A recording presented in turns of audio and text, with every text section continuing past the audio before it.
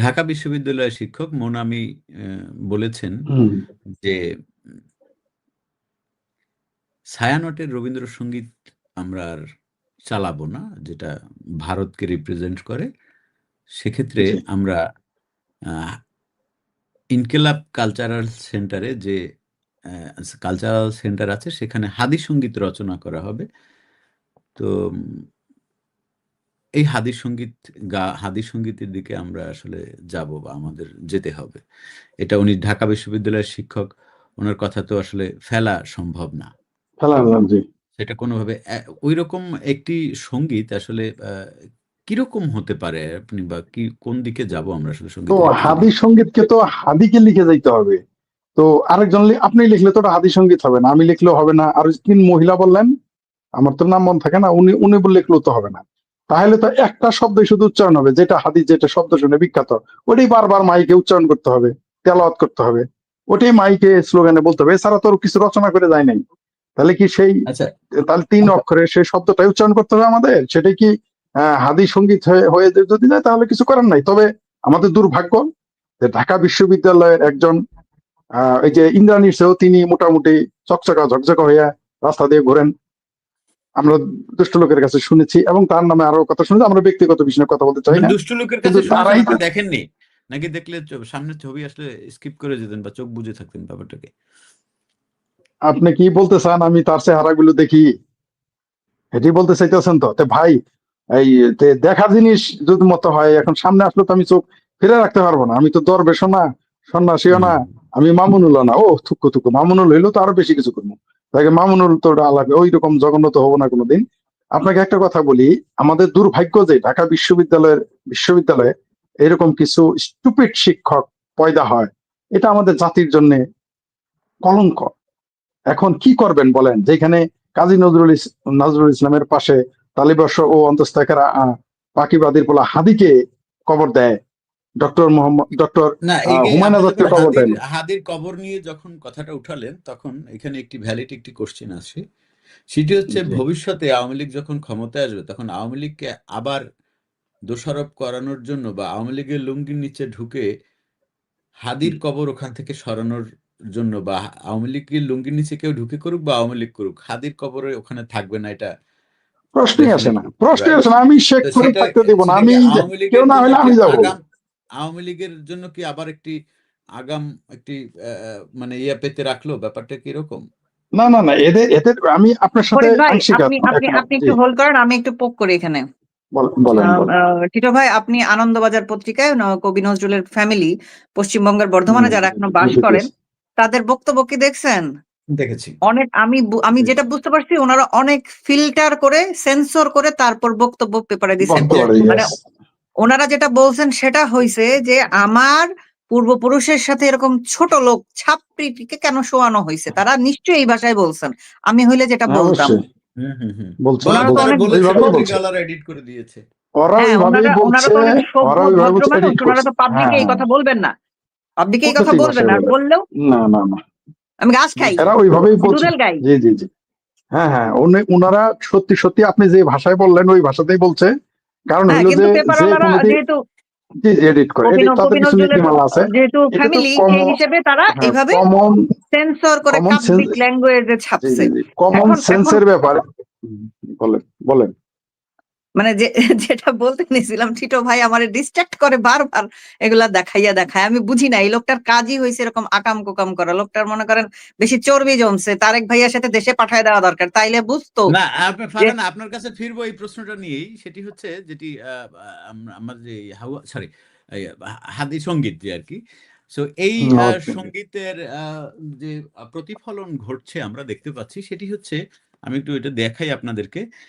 আমরা প্রমথ চৌধুরীর একটি প্রবন্ধ পড়েছিলাম ছোটবেলায়। সেই প্রবন্ধটার নাম ছিল বই পড়া। আমার মনে আছে স্পষ্ট জি, করে। ছোটবেলায় পড়েন না, ডিগ্রিতে পড়ছেন বা অনার্সে পড়ছেন? মনে নাই।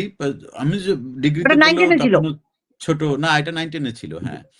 তো 9-10 সেখানে ছিল। একটি ও কথা সরি খুব সরি, স্পষ্ট ইয়াস ইয়াস, 9-10 তৈল প্রবন্ধ ডিগ্রিতে ছিল। ইয়াস, বই পড়া 9-10, ইয়াস ইয়াস। সেখানে একটি স্পষ্ট একটি উনি বাক্য বলেছেন, সেটি হচ্ছে, ব্যাধি সংক্রামক, স্বাস্থ্য নয়। তো এক্স্যাক্ট। একটি একটু আমরা একটি একটি বক্তব্য একটু একটু বক্তব্য আমরা একটু শোনাই। সংক্রামকটা ব্যাধিটা কি করে সংক্রামিত হয়?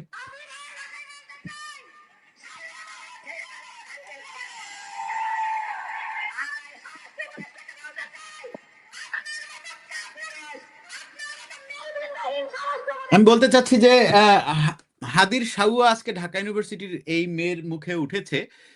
তো সুতরাং এইভাবে ছড়িয়ে যাবে।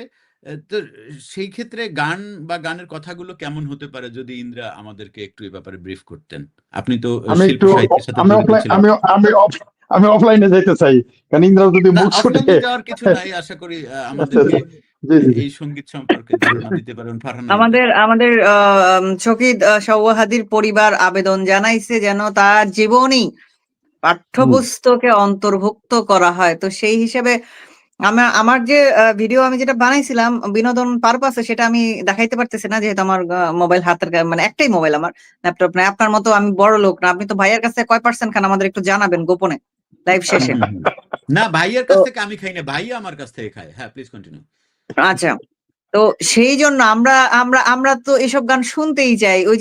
ওই গানটা স্পেশালি তার জন্যই সম্ভবত লেখা হয়েছে, ওই যে লাঙ্গের আশা কইরা তোমার ভাতারের বাচ্চাঙ্গে, এইটা যদি ইনক্লুড করে দেওয়া হয় ভাই, বাচ্চাদের মানে মনে করেন ভবিষ্যৎ একেবারে ফকফকা উজ্জ্বল, তাদের ভবিষ্যৎ সোনার মতো উজ্জ্বল হয়ে যাবে। অনেক মানুষজন আমি দেখতেছি লাইভে কমেন্ট করতেছে যে টিটো ভাইয়ের কণ্ঠে এই গান শুনতে চায়, কিন্তু কথা হচ্ছে যে এটা আমাদের হাদি ভাইয়ের কণ্ঠে শোনা উচিত। উনি ইনকিলাব মঞ্চ নামে, সরি ইনকিলাব কালচারাল সেন্টার নামে একটা বিশাল ব্যাপক বড়লোকি একটা ব্যাপার স্যাপার নামায় আনছিলেন। ছায়ানট তো গরিব, কারণ আমাদের সাওয়া হাদি বলতো ছায়ানট হয়েছে ছায়ানটিদের আশ্রয়, সে এই ভাষায় বলতো, এবং বলতো যে মুক্তিযুদ্ধ আমি বিশ্বাস করি না। এই ঢাকা ভার্সিটিতে 4 নেতার নামে যা কিছু আছে, সে ওই তাদের কি জানি বলে যে শিবিরের জামাতের 4 নেতা যারা যুদ্ধাপরাধী হিসেবে ফাঁসির শাস্তি নিয়ে মরছে, সেই 4 জন কি সাইদি, নিজামী, গোলাম আজম, আরেকটা কে যেন, কাদের মোল্লা সম্ভবত, এই 4 জনের নাম দিয়ে সে ঢাকা ভার্সিটির 4 গেটের নামকরণ করতে চায়। তাদের কাছে সে বীর, মানে তার কাছে তারা বীর। আমি একটু আপনার কথা বলতে আরেকটু একটা সুবিধা করে দিই, সেটি হচ্ছে এই যে সব ছেলে মেয়েদের নাম রাখছে হাদি। এবার আমরা দেখেছি যে সোসাইটির এক ধরনের জঘন্য লোকজন মানে হাদির প্রতিশব্দকে হাউয়া বানাইতেছে, মানে হাউয়াই বলতেছে, মানে হাদির প্রতিশব্দ হাউয়া। তাহলে ধরেন একটা হাদির প্রতিশব্দ হাওয়া না, আমাদের বিশিষ্ট কুত্তার কামড় খাওয়া পুরবি বলছে সাওয়া শব্দের মানে হচ্ছে শুভ। আজকে থেকে আপনি কাউকে যদি শুভ কামনা জানাইতে চান, তাকে বলবেন হাওয়া কামনা জানাইলাম। ওকে, ফাইন। তাহলে ধরেন একটা ছেলে হেঁটে যাচ্ছে আজ থেকে 6-7 বছর পরে, আমরা কি ডাকবো এই হাওয়া এদিকে আয়, এরকম? অবশ্যই, কারণ আপনি দেখবেন হিটলারের আমলে যেসব দ্বিতীয় বিশ্বযুদ্ধের পর যেসব শিশু জন্ম নিছে, তাদের ভাগের নাম হয়েছে হিটু, হিটন, মানে এই টাইপের নাম ছিল। কারণ কি ওই হিটলারকে মানে বাঙালি ফাই করার আর কোনো বেটার অপশন ছিল না। আপনি খেয়াল করছেন?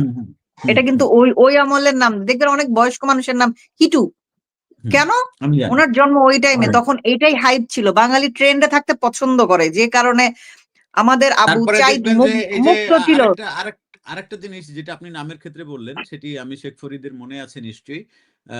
আমার তো একটি নামের ট্রেন্ডের সময় আমরা বড় হয়েছি, সেটি হচ্ছে গিয়ে 90-91-তে জন্ম নেওয়া শিশুদের নাম যেমন সাদ্দাম, এক্স্যাক্টলি, তেমনি ধরেন 89-এর আগে জন্ম নেওয়া অনেক শিশুদের নাম আছে লেনিন, এটা তো জানি আমরা।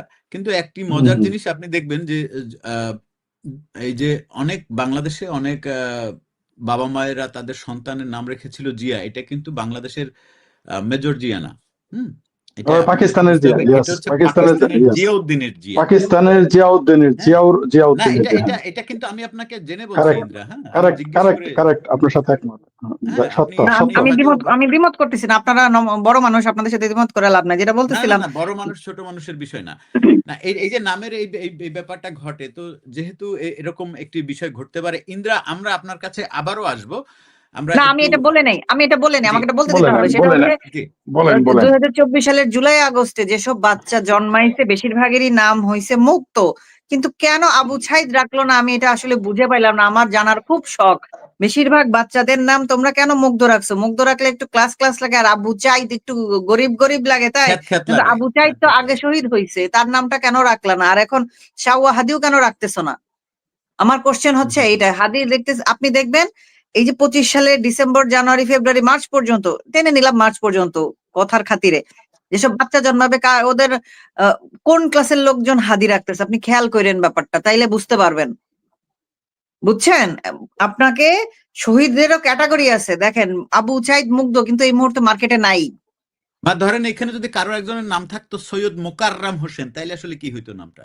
মানে এইটা আসলে কি রাখতো কিনা? অবশ্যই রাখতো না। অবশ্যই রাখবো না, কারণ এরকম খ্যাত মার্কার নাম, ট্রেন্ড নাই, কিছু নাই। মুগ্ধ নামটা যে বা মনে পরিমাণ করেন খাইছে ভাই একজনের, বা 24 ধরেন সালে, একজন এই এখন কিন্তু হাদি একজন- নামটা ওই আপার ক্লাসে হাদি নামটা বিলং করতেছে না। ওরা আবু চাইদে, সরি, শাওয়া হাদির জন্য কেন্দ্রে কুটে মরে যাচ্ছে, কিন্তু বাচ্চার নাম কিন্তু হাদি রাখবে না।